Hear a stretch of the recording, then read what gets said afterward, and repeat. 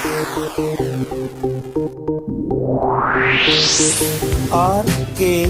स्वागत है दोस्तों आपका एक बार फिर से हमारे YouTube चैनल RKB कैंफी वीडियोस में।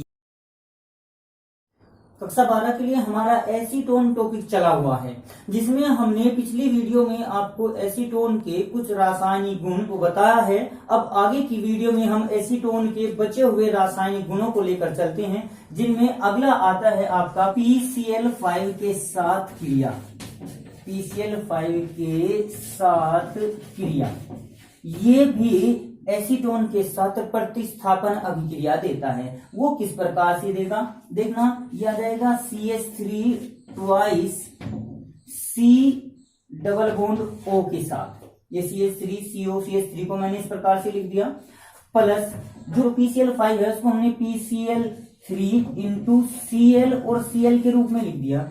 तो यहां पर ये POCl3 अलग प्रतिस्थापित हो जाता है और अंतिम यौगिक बना देता है हमारा CH3 ट्वाइस इस C के साथ ये दोनों Cl, यानी कुछ इस प्रकार से CH3C CH3 ये Cl और ये Cl और प्लस में POCl3 अलग यौगिक निकल जाता है। इस अभिक्रिया का एक मुख्य अर्थ ये है कि इसमें यह पता चल जाता है कि दोनों क्लोरीन एक ही कार्बन पर उपस्थित हैं, जिसको हम 2,2 डाइक्लोरो यौगिक कह सकते हैं।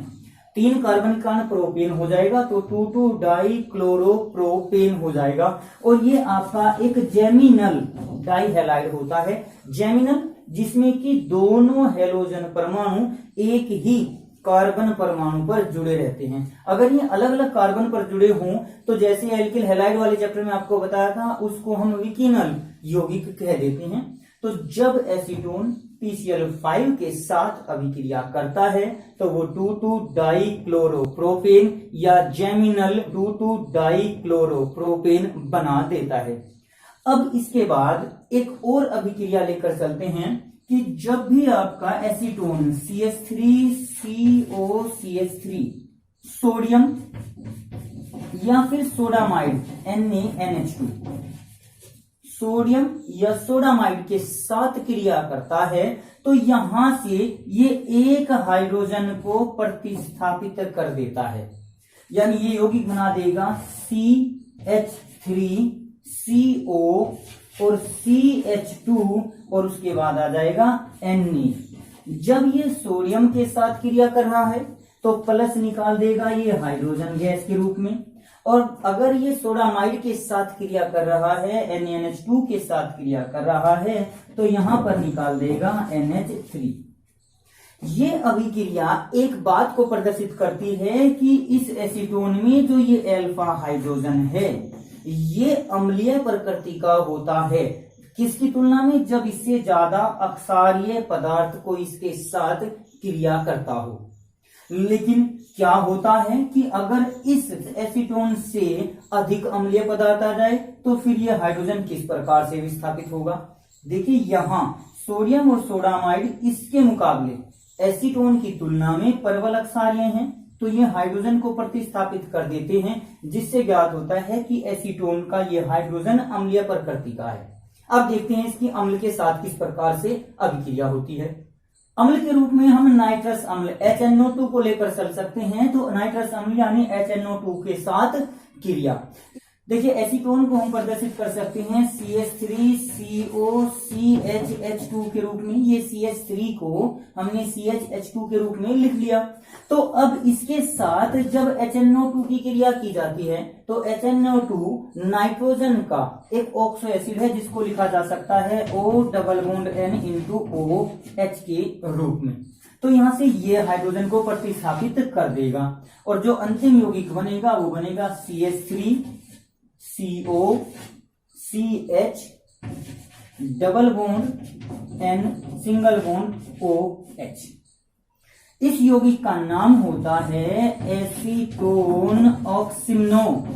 एसीटोन ऑक्सिमनो, जैसे कि आपका ऑक्सिम डबल बॉन्ड N OH आया था, तो सेम वो का वही होगा, लेकिन उसमें प्रतिस्थापन इस ऑक्सीजन का था, यहां पर प्रतिस्थापन आपका हाइड्रोजन का है। तो वो ऑक्सिम था, ये ऑक्सिम, दोनों में ये फर्क है कि जब NH2OH यानी हाइड्रोक्सिल के साथ अभिक्रिया की गई थी तो वो एसीटोन ऑक्सिम बना था, और ये यहाँ पर हाइड्रोजन को, अल्फा जो हाइड्रोजन है उनको प्रतिस्थापित कर रहा है, तो इसको ऑक्सिम नाम दिया गया है।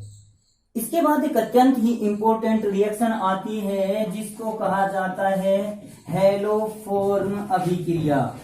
हेलोफॉर्म ये हेलोजनों के द्वारा दी जाती है, जैसे क्लोरीन के साथ इसी को क्लोरोफॉर्म अभिक्रिया, आयोडीन के साथ इसी को आयोडोफॉर्म अभिक्रिया का नाम दिया जा सकता है। वैसे ये नाम अभिक्रियाएं मैंने आपको पहले प्रस्तुत की हुई हैं।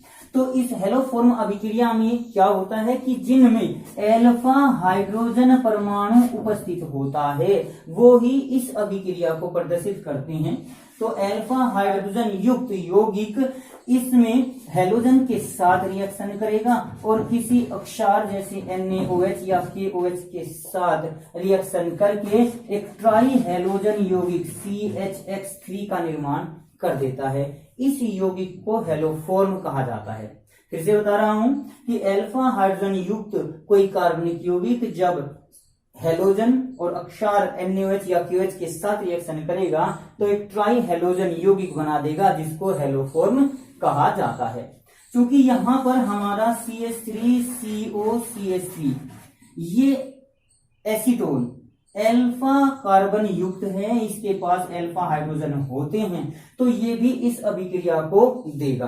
तो यहां पर मैं इस अभिक्रिया को थोड़ा सा विस्तार पूर्वक लिख रहा हूं कि सबसे पहले ये एसीटोन ब्रोमीन के साथ रिएक्शन करेगा। हेलोफॉर्म में हम ब्रोमीन को लेकर चल रहे हैं, तो ब्रोमीन के साथ रिएक्शन करने पर ये इन हाइड्रोजन को प्रतिस्थापित कर देगा और बना देगा CH3COCBr3 और +3HBr। यहां पर केवल हेलोजनों को प्रतिस्थापित किया गया है, तो ये अभिक्रिया प्रतिस्थापन अभिक्रिया या हेलोजनीकरण भी कहलाती है।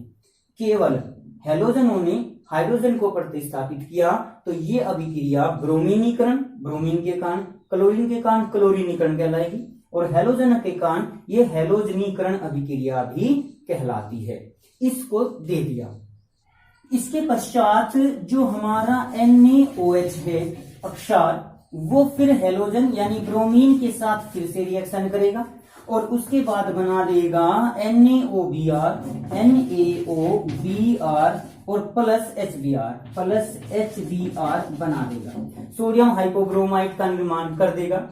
अब हमारा जो ये ट्राई हेलोजन यौगिक है, ट्राई ब्रोमो यौगिक CH3COCBr3, ये फिर से रिएक्शन करता है NaOH के साथ, जिसको हम HONA के रूप में अगर लिख लें तो कोई फर्क नहीं होना चाहिए, NaOH के रूप में। तो यहां पर ये बना देगा CHBr3 ट्राई हेलोजन यौगिक CHBr3 और प्लस में आपका निकल जाएगा CH3COONA। ये यौगिक अलग हो जाता है। यहां पर हम हेलोजन में क्लोरीन, ब्रोमीन वगैरह कुछ भी यूज कर सकते हैं। अगर हम यहाँ क्लोरीन यूज करते हैं तो ये क्लोरोफॉर्म बनेगा, यहाँ हमने ब्रोमीन यूज की तो ये ब्रोमोफॉर्म बन गया, अगर आयोडीन प्रयोग करते हैं तो ये आयोडोफॉर्म बन जाता है। और स्पेशली जो आयोडोफॉर्म होता है वो पीले रंग का एक यौगिक होता है जिसको आयोडोफॉर्म परीक्षण भी कहा जा सकता है। एग्जाम में ये भी पूछा जा सकता है कि एसीटोन का आयोडोफॉर्म परीक्षण लिखिए, तो उसमें ये लिखेंगे कि जब एसीटोन आयोडीन और NaOH क्षार के साथ अभिक्रिया करता है तो पीले रंग का आयोडोफॉर्म पदार्थ बना देता है, इसे ही आयोडोफॉर्म परीक्षण कहते हैं। इसमें अगर हम ब्लीचिंग पाउडर यानी CaOCl2 और जल का भी प्रयोग कर दें तो भी हमें यही अभिक्रिया प्राप्त होती है, क्योंकि ये दोनों आपस में मिलकर एक तो CaOH2 यानी अक्षार बना देंगे CaOH2 और प्लस क्लोरीन निकाल देते हैं। तो फिर से क्लोरीन, हेलोजन और अक्षार दोनों प्राप्त हो जाते हैं। तो ब्लीचिंग पाउडर के जलीय विलयन का प्रयोग भी इस अभिक्रिया के लिए किया जा सकता है। इस प्रकार से हमने एसीटोन के सभी रासायनिक गुण कंप्लीट कर लिए।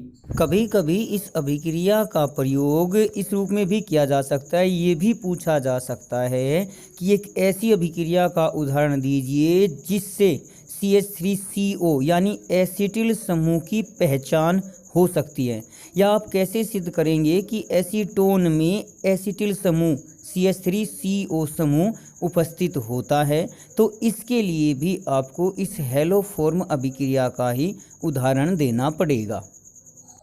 फिर आता है आपका एसीटोन के उपयोग में मैंने आपको कई बार बताया है कि हर कोई पदार्थ चाहे वो कोई सा भी यौगिक हो उसे हम प्रयोगशाला अभिकर्मक के रूप में ले सकते हैं।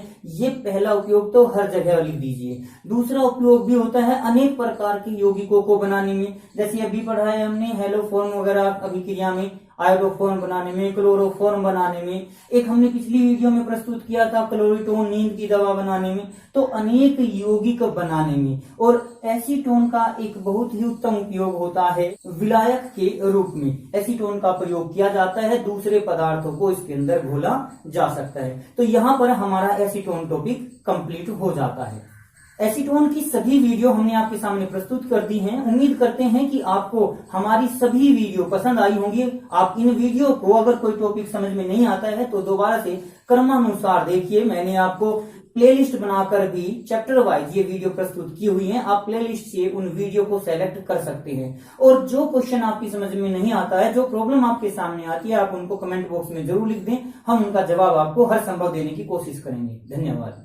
आज की वीडियो में बस इतना ही। अगली वीडियो प्राप्त करने के लिए हमारे चैनल को सब्सक्राइब करें, वीडियो को लाइक करें और अगर वीडियो अच्छी लगे तो कमेंट्स करें और दोस्तों को भी शेयर करें।